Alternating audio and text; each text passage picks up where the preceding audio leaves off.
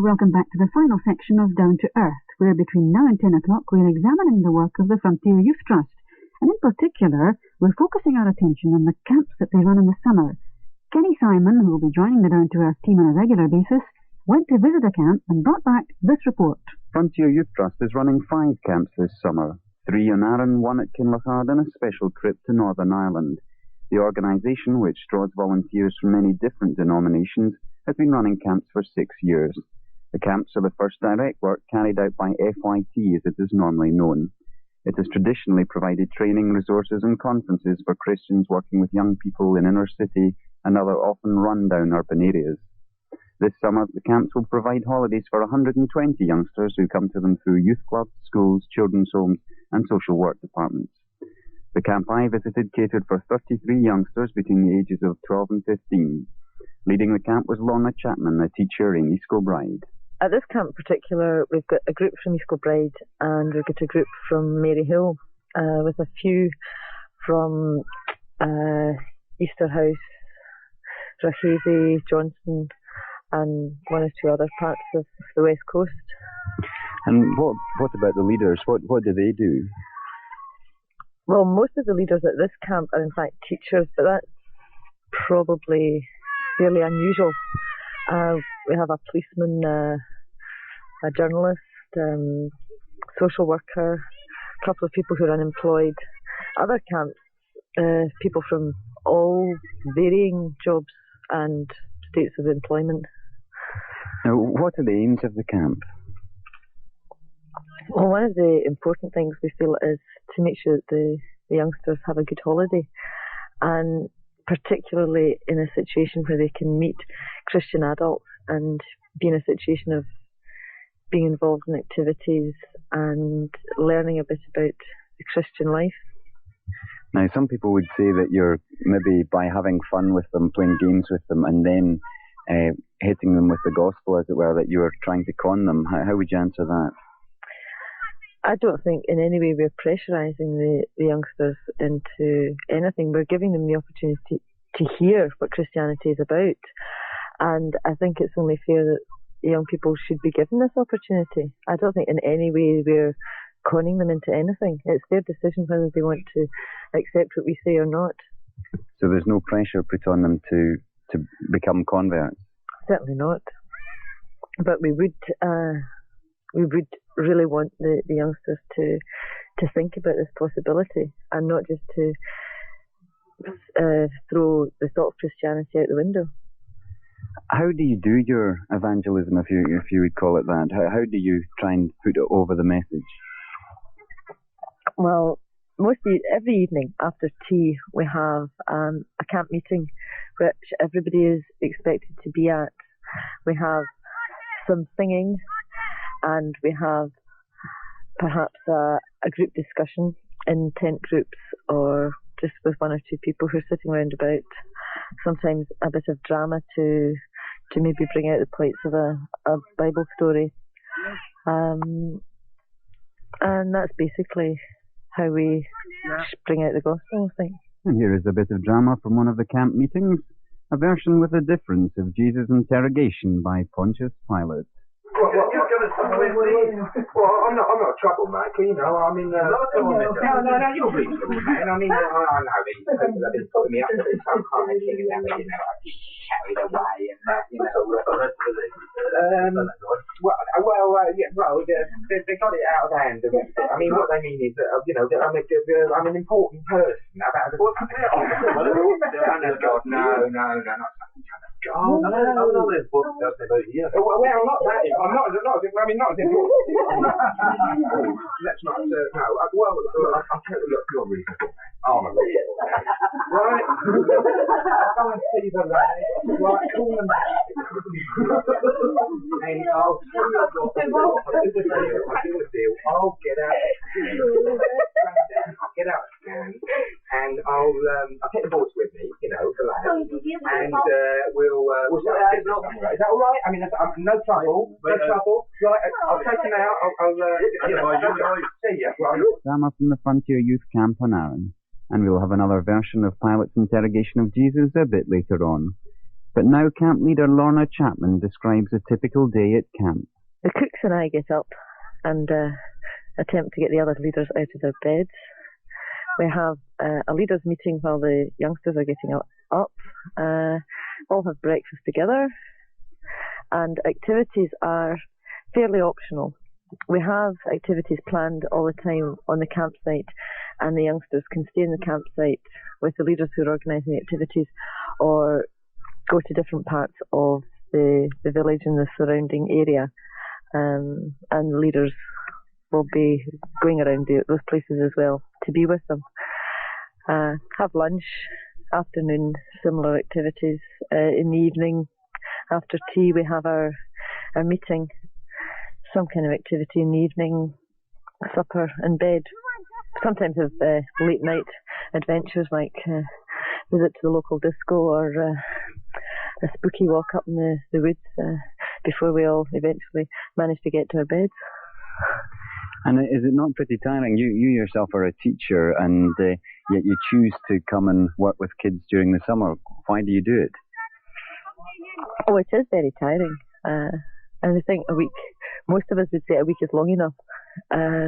But I think it is something that I want to do because I want to share my faith with these youngsters. I want them to see that all adults are not maybe like the teachers they have at school who maybe get annoyed with them and angry with them all the time, but they can see us in all lights. You know, maybe when we are in a bad mood with them and get angry with them, but also when we can have fun with them and show them that there is another side to being an adult or even being a teacher as far as I'm concerned. Lorna Chapman talking about her reason for leading camps. One of the main people in charge of getting the Christian message across was Craig Smiley, a teacher from Pollock Shields.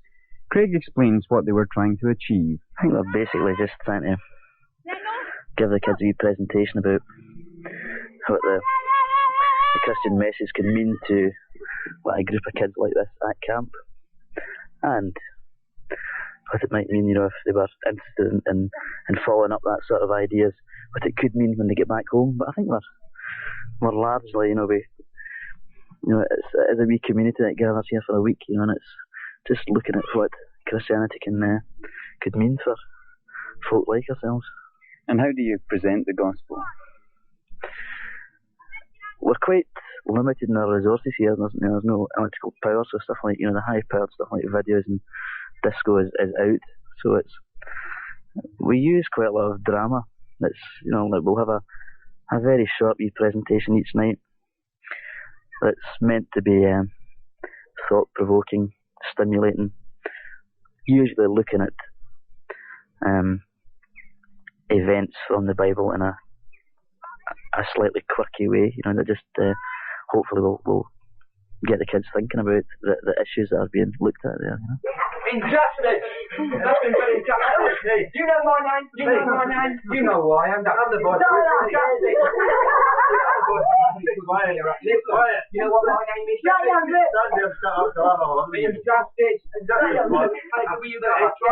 I told them not to be I did. They said they were up in arms. You've had it now. Bombs, the lot. Dynamite, your palace is going on. You're going without the window. I'm telling you. You're the one that's good. Here we go. Okay.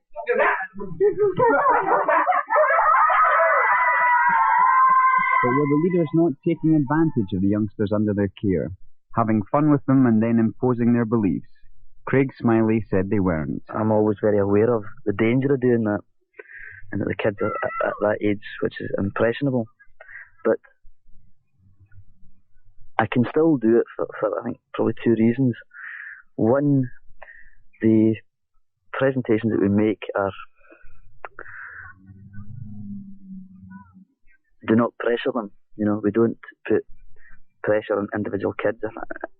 I think myself that the Christian message has been weakened by aiming it only at individual people. Now, I think the individual nature of our relationship with God is obviously essential and probably central. But I think so much of the gospel is aimed at communities, at people as a whole, and people in their relationship together. So our presentation is it's quite open and is aimed at, you know, all the kids. It's not sort of pressure on one, you know, you must make this decision, you must think this way. So it's quite open-ended in that way. So I don't feel we're putting a lot of pressure on the kids. The other thing is that I think the whole ethos of the camp is really living out what we're saying in the sessions at night. We try to run the camp with a leadership style that is hopefully like Christ's, that is not authoritarian, where we don't come down heavily on the kids. Obviously we do sometimes when we get totally fed up with them, but I think we try to run the camp along the sort of, lines of justice and caring for people. That was Christ's leadership style. And is that a more effective way of doing it, do you think? I think so. I mean, some of the kids that will have along are, don't find it easy to conform to sort of normal, what most people would consider normal standards of behaviour. I don't think it's unfair to say that. Some of them, and I think that different style of leadership can be quite effective with those kids, when they find that people are not simply shouting at them, but trying to, talk things through with them. I think it can be quite powerful, that, But surely the whole thing is then just a very subtle method of propaganda. Yes, that's a very hard one. I think my gut reaction would be to say that I'm not against propaganda. I find a lot of propaganda quite useful, and I think it can sometimes be helpful, in putting across a point of view. I think the main thing that I'd be worrying about would be that our propaganda was manipulative, and I think we just need to keep bearing in mind that the teaching should be people-centred. It should be caring for people, and should not be coercing people into thinking they must believe a certain thing. That we must have respect for, I suppose, the personhood of the kids that we're talking to. But it's obviously one that you've always got to bear in mind and keep reviewing what you're doing. I also asked Craig, another teacher, the same question I had put to Lorna. Did he not have enough of kids during term time? He gave me a one-word answer: yes. But how did the youngsters respond to the leader's efforts? I talked first to 12-year-old Thomas Ross from Ballarnock. Thomas, how have you been enjoying the camp? That's brilliant. What do you like about it? Well, down the road it's just all the wee guys. It's just plain. But up here it's not just all the wee guys. Or the leaders all join in. It's mostly leaders. All the leaders show you new games and how to play them, and you enjoy yourself. To take you out walks and take you into all the parts like good places in Arran. It's great. So you're having a good holiday? Brilliant. Now I'm talking to Pasha Afzal from Maryhill.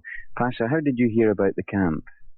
Well, I was at a camp round Pitt Street, just off Bath Street, Adderley Street, something like that, and they were giving information about Frontier Youth Camps. So then I took it home to my mum. My mum said it would be good to go, because she said Arran was a good place. So then I told Charles, my friend, Charles Davis, and then his mum said, send him away too. So then both came here. How are you enjoying the camp? It's brilliant. What do you like about it?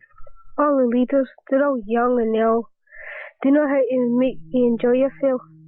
Give you lots of games, football, all other games, tennis, badminton, volleyball, cricket. And have you been going away places as well, going on an excursion? Yeah, we've been to Goat Fell, Blackwater Foot. We've been some trips to Brodick. And some places I didn't go, we went hill walking and all. I'm talking now to Charles Davis from Woodlands. Charles, what have you been enjoying about the camp?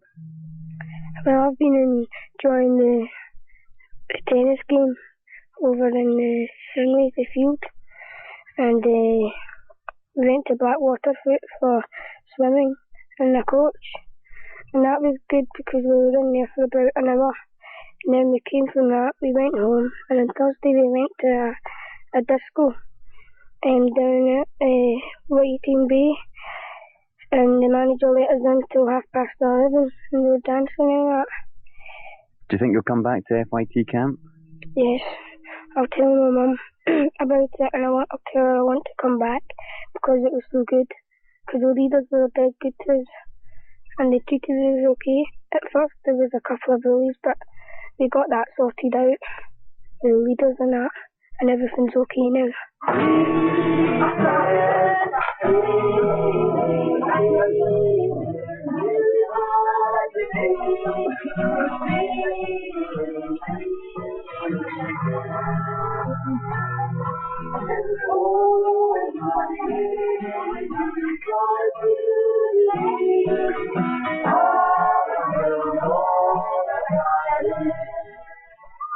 That report from the Frontier Youth Trust camp in Arran by Kenny Simon.